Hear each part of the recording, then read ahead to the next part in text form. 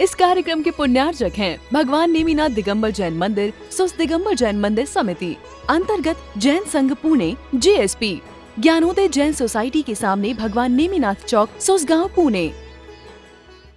मेरी डेजिग्नेशन, मेरी डिग्री है ना, मेरा परफॉर्मेंस, मेरा नाम, मेरा घर, मेरी गाड़ी, मेरी फैमिली, मेरा रूप, मेरा वैभव, मेरी शक्ति, मेरा ज्ञान, मेरा त्याग, मेरा सब कुछ। अब यहां दूसरी चीज आ गई। अभी तक क्या चल रहा था? मैं चल रहा था, अहम चल रहा था। अब मेरा शुरू हो गया।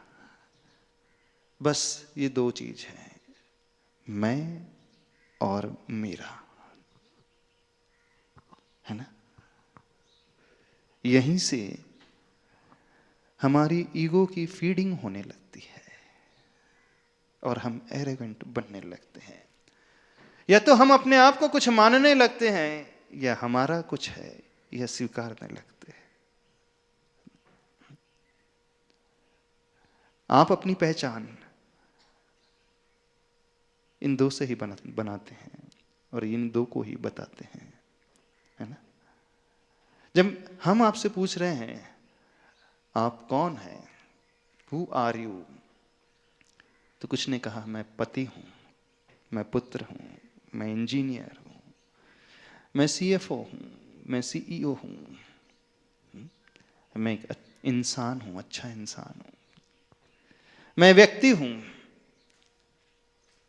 लेकिन मैं तो कुछ अलग ही हूं। और कौन हमें बताएगा? देखो, समझने की कोशिश करना, बड़ी गहरी बात चल रही है आज। महाराज जी, एक प्रश्न है। हाँ। जब हम मैं से दूर हो जाते हैं, यदि हम मैं नहीं बोलते हैं, तो हाँ। एक लेक ऑफ कॉन्फिडेंस आने लगता है। नहीं तो मैं से तो दूर होना ही नहीं, मैं से कभी दूर हुआ ही नहीं जा सकता। हम अपने एग्जिस्टेंस से दूर कभी नहीं हो सकते। यदि हम एग्जिस्टेंस से दूर हो गए तो सब कुछ समाप्त हो गया। जो है वो कभी नष्ट नहीं होगा। प्रिंसिपल, है ना। महाराज जी, ऐसे बोलते हैं कि विशेषता से जैसे अभी आपने बताया, तो हाँ। यदि हम अपनी विशेषताएं याद नहीं करेंगे कि हम हमने विशेषता क्या किया याद है हमने नहीं पास्ट करेंगे, में, तो फिर वो एक कॉन्फिडेंस डाउन होता है। अच्छा। आचार्य भगवान ने बहुत सुंदर चीज लिखी है मुकमाटिमिक्र महाकाव्य में। आधि, व्याधि और उपाधि। आधि क्या कहलाती? जब व्यक्ति आधि, व्याधि और उपाधि से ऊपर उठ करके जीता है, तब वह समाधि में प्रवेश कर पाता है। आधि क्या कहलाती है? फिजिकल डिजीज, शारीरिक रोग को कहा जाता है। सॉरी, व्याधि कहा जाता है शारीरिक रोग को। व्याधि मीन्स बीमारी, डिजीज, फिजिकल।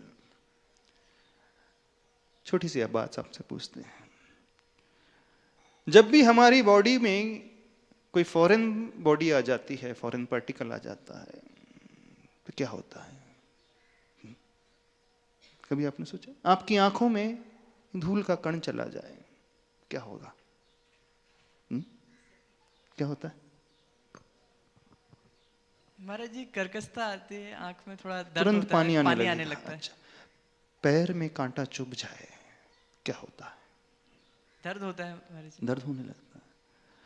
आपकी बॉडी में वायरस प्रवेश कर जाए, क्या होगा? फीवर आ जाता है। कोई बैक्टीरिया आ जाए तो क्या हो जाएगा? इन्फेक्शन हो जाता है। इन्फेक्शन होने लगता है। कोई दूसरी फॉरेन बॉडी भी आ जाए तो भी प्रॉब्लम क्रिएट होने लगता है। प्रॉब्लम क्रिएट होता है।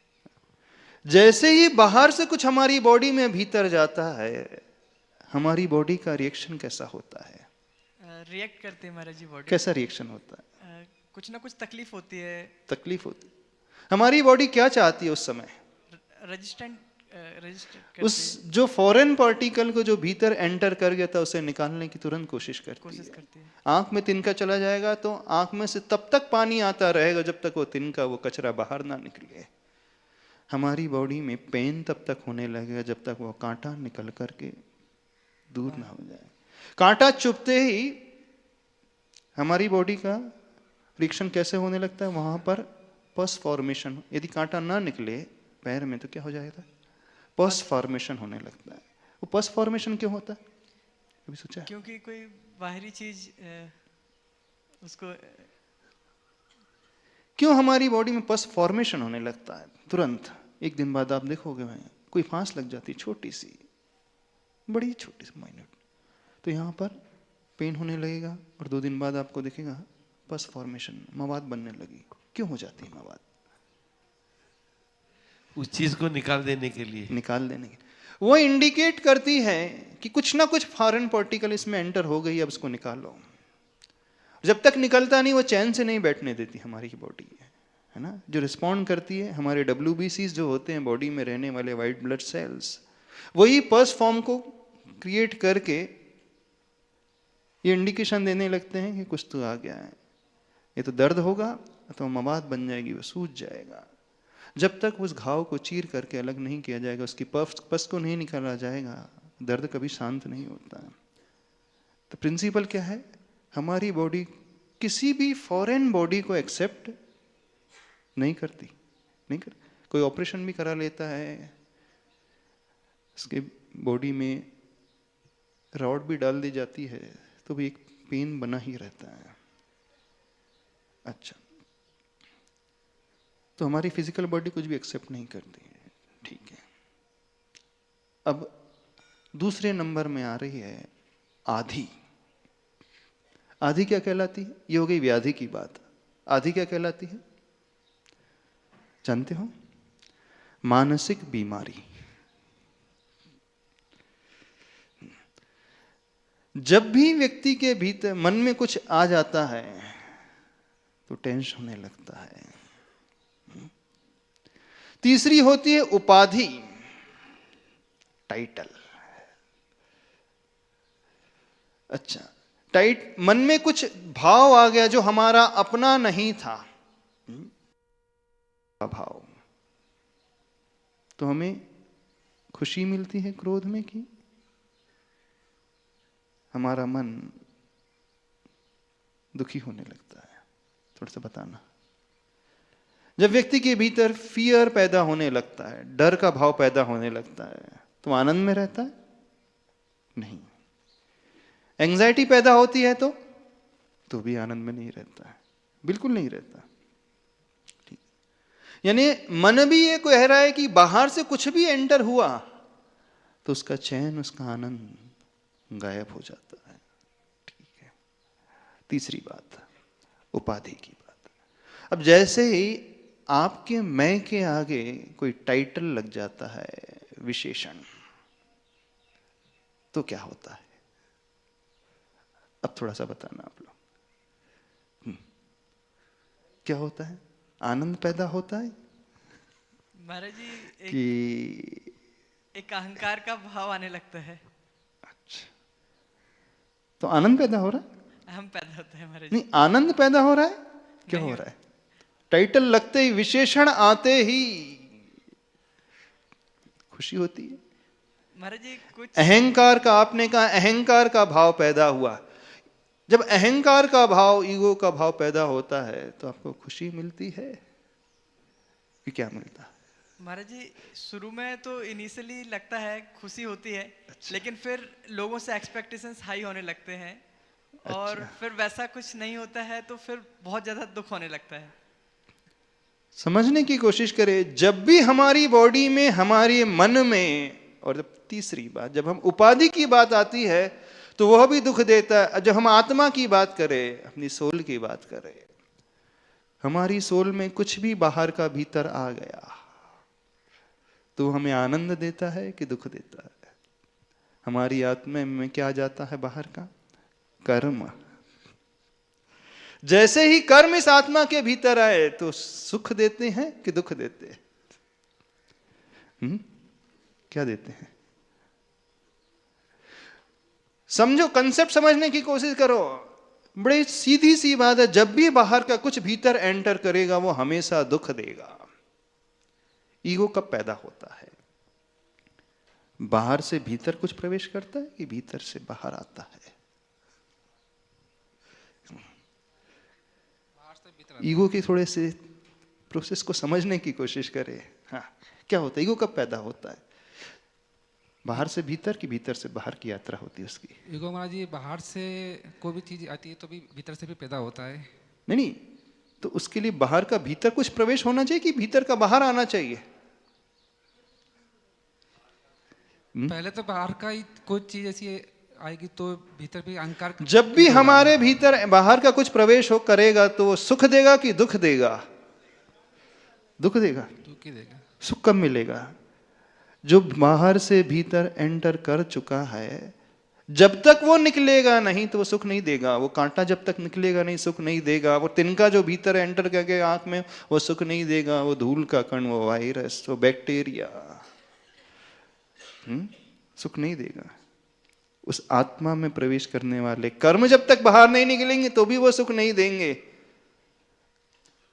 तो हमारे मन में जो प्रवेश कर गया है वो विशेषण का भाव, अहंकार का भाव, तो वो हमें सुख देगा कि वो निकलने पर हमें सुख देगा? कैसा, क्या लगता है आपको? प्रोसेस समझो, बड़ी गजब की प्रोसेस है ये। हमारी बात समझ में आ रही है हम क्या कह रहे हैं? जीवन की यात्रा कब अच्छी होती है? बाहर से भीतर की भीतर से बाहर। एक दिन हमने एक बात आपसे कही थी, if an egg is broken from the outside force A life ends, but if an egg is broken from the inside force A life begins. है ना? जब अंडे को बाहर के दबाव से तोड़ा जाएगा, उस मुर्गी के अंडे को, तो एक जीवन की समाप्ति हो जाती है ना? उस चूजे की लाइफ समाप्त हो जाती है, जो अंडे के भीतर रहने वाला वो छोटा सा जीव है। जब भी उस अंडे को बाहर के दबाव से, फोर्स से फोड़ा जाएगा तो समाप्त। और वही अंडा जब भीतरी फोर्स से स्वयं फूटता है तो क्या होता है? उस अंडे से वो जीव जो है बाहर निकल जाता है और उसका जीवन बहुत सुखमय होने लगता है। तो जीवन सुखी कब बनता है? जब बाहर से भीतर डाला जाएगा तब बनेगा, कि जब भीतर से बाहर निकलेगा तब बनेगा? जब वो बीज इस भूमि को तोड़ करके बाहर निकलता है तो उसमें से अंकुरण पैदा हो जाता है। ठीक, आप सब लोगों का जन्म हुआ, कहां से जन्म हो गया? क्यों? भीतर से बाहर कि बाहर से भीतर? कहां से पैदा हुए आप लोग? मां के गर्भ से जब बाहर निकले तो आपकी ग्रोथ होने लगी, ऐसी है ना? यदि वो बाहर ना निकले क्या हो जाता है? क्या हो जाता है? यदि वो जीव गर्भ से बाहर ना निकले तो क्या हो जाता है? वहीं समाप्त हो जाता है। जीवन में आगे बढ़ने के लिए हमेशा यात्रा जो है भीतर से बाहर की ही होती है। नदी जब उस पर्वत से निकलती है, जमीन से निकलती है, अपने सोर्स से निकलती है, तो उसकी यात्रा भी भीतर से बाहर ही शुरू होती है। हमेशा पीस और प्रोग्रेस, पीस एंड प्रोग्रेस बाहर से भीतर नहीं, भीतर से बाहर स्टार्ट होता है। लेकिन जब ईगो की बात आती है तो ईगो में क्या होता है? कौन सी यात्रा चलती है? बाहर से भीतर, है ना? आप कुछ मानने लगते हैं। Ego always need feeding.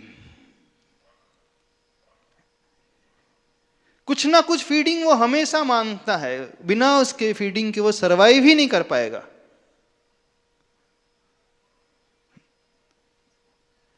Example देते,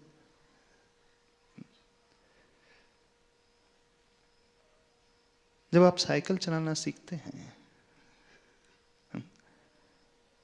उस दृश्य को याद करो जब आपने पहली बार साइकिल चलाना सीखी थी और अब आप पूरे अच्छे से साइकिल चलाने लगे थे। उस समय कुछ बच्चे होते हैं अपने दोनों हाथ छोड़ करके साइकिल चलाते, शायद सभी लोगों ने स्टंट किया होगा, किया, सब लोगों ने किया। जब आप दोनों हाथ छोड़ देते हैं उस समय आपके मन में कौन सा भाव पैदा होता है? दुनिया आपको देखे तभी आप दोनों हाथ छोड़ते हो कि जब कोई नहीं दिखता तब दोनों हाथ छोड़ते हो? हाँ?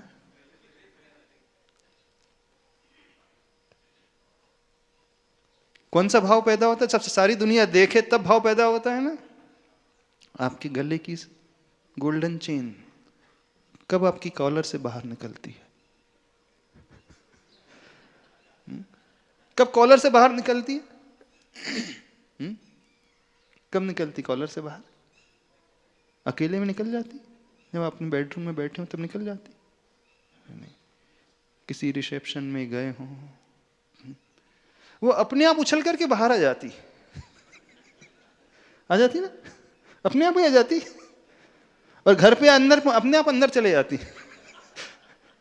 ऐसे ही होता है? कैसा होता है? नहीं होता? कैसा होता है बताना थोड़ा सा।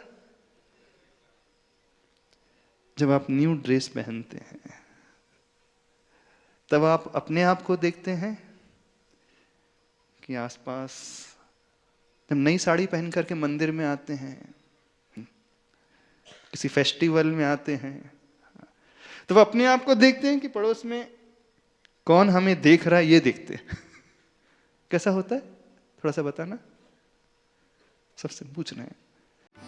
इस कार्यक्रम के पुण्यार्जक हैं भगवान नेमिनाथ दिगंबर जैन मंदिर, सुस दिगंबर जैन मंदिर समिति, अंतर्गत जैन संघ पुणे, JSP, ज्ञानोदय जैन सोसाइटी के सामने भगवान नेमिनाथ चौक, सुसगांव, पुणे।